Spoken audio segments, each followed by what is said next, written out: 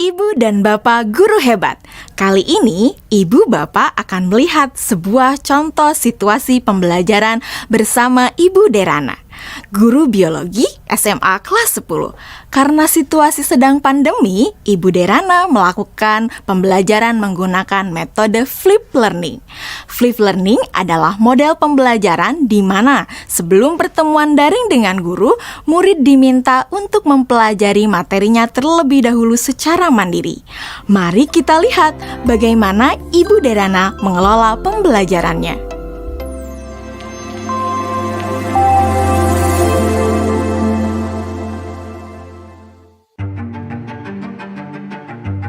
Sebelum mengajar, beberapa hari sebelumnya, Ibu Derana tentu melakukan persiapan terlebih dahulu.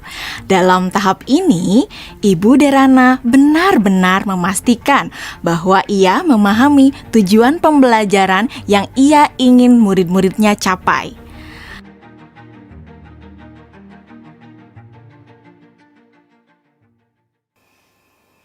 Kemudian, Ibu Derana mempersiapkan bahan dan sumber belajar yang berusaha ia sesuaikan dengan kebutuhan belajar murid-muridnya. Ia menyiapkan beberapa buku, salinan artikel koran, video-video yang semuanya berkaitan dengan materi yang akan dipelajari murid-muridnya.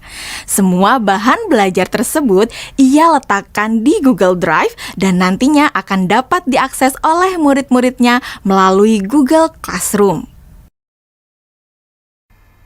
Ibu Derana lalu mengkomunikasikan kepada murid-murid melalui WhatsApp group untuk mengingatkan mereka mengakses Google Classroom mereka. Tahapan ini dilakukan sebelum Ibu Derana bertemu dengan murid-murid di Google Meet. Beberapa hari setelahnya, sesuai dengan jadwal, Bu Derana melakukan pertemuan secara sinkron dengan murid-murid melalui Google Meet. Selamat pagi anak-anak.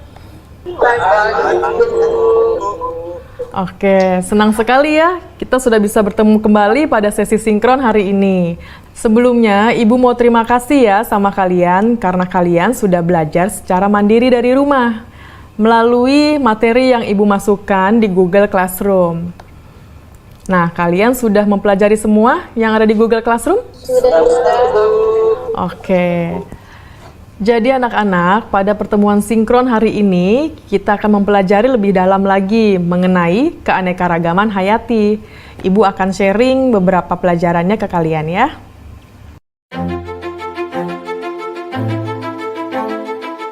Nah, anak-anak, sekarang Ibu ada pertanyaan. Jawab pertanyaan dari Ibu ini ya. Tingkat keanekaragaman hayati mana yang paling penting dilindungi terlebih dahulu? Mengapa demikian? Keanekaragaman hayati karena ada sumber daya alam tersebut sudah dipastikan lebih terjamin, Bu. Kesehatannya juga fungsinya juga sumber daya alam hayati ini juga lebih sering digunakan dibandingkan dengan sumber daya alam non hayati karena lebih terjamin. Seperti itu, Bu, jawaban dari saya. Oke, jawabannya bagus sekali itu ya. Itu lengkap banget jawabannya. Yang lain sudah mendengarkan dan sudah memahami apa jawaban dari Dwi Melati? Sudah, Bu. Oke, sekarang kita lanjut ke pertanyaan selanjutnya ya anak-anak ya. Kapan terancamnya keanekaragaman hayati ekosistem dapat mengancam keanekaragaman hayati spesies dan genetis? Dan kenapa jawabannya seperti itu? Kalian bisa menjawab pertanyaannya melalui kolom chat ya. Selama sesi sinkron, Ibu Derana memberikan pertanyaan-pertanyaan lainnya yang dapat memperkaya materi dan pemahaman murid akan konsep. Cuaca ekstrim Oke, sekarang Di akhir pembelajaran, Ibu Derana memberikan murid tantangan untuk menganalisis ancaman pada satu lokasi di wilayah Indonesia yang membawa dampak negatif bagi 3 tingkatan keanekaragaman hayati. Berikut rekomendasi penanganannya. Yusuf, silakan. Tugasnya dibuat dalam bentuk apa, Bu? Apakah boleh dalam bentuk infografis? Oke, ada lagi yang mau ditanyakan? Yang lain ada yang mau bertanya? Saya, Bu. Nadia. Oke, silakan pertanyaannya apa, Nadia? Apakah boleh dalam bentuk poster juga, Bu? Kalian boleh memilih bagaimana cara kalian menunjukkan pemahaman kalian. Bisa melalui video, poster, tulisan, dan sebagainya. Ya, Bu, izin bertanya. Ya, Lokasinya yang dipilih gimana ya, Bu? Apakah ada ketentuan-ketentuan khusus? oke. Ada lagi yang mau bertanya? Ibu simpan dulu pertanyaannya ya. Bu, saya mau tanya, apakah untuk mengerjakan tugas ini kita harus datang ke lokasi tersebut, Bu? Oke, untuk lokasinya tidak perlu datang langsung ke lokasi tujuan ya. Jadi kalian bisa mencari langsung itu melalui online. Bu Derana melakukan diferensiasi produk dengan membebaskan murid memilih bentuk hasil pekerjaannya atau produk tugasnya sesuai dengan kenyamanan murid. Anak-anak, tadi Ibu sudah sampaikan ya bahwa hasil pekerjaan kalian dapat dibuat dalam berbagai bentuk produk. Artinya, kalian boleh memilih apakah kalian ingin menyampaikannya dalam bentuk poster digital, website, video, blog, presentasi PowerPoint, dan sebagainya. Nah, sekarang silahkan kalian sesuaikan dengan minat dan kenyamanan masing-masing.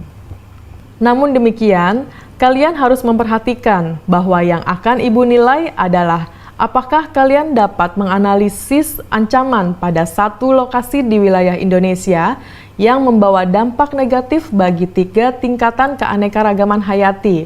Berikut rekomendasi penanganannya. Jadi, poin-poin kriteria yang akan dinilai akan berkaitan dengan hal tersebut. Nah, agar kalian bisa memahami dengan jelas tentang kriteria penilaiannya, mari kita diskusikan kriteria penilaian tersebut bersama-sama ya. Bagaimana?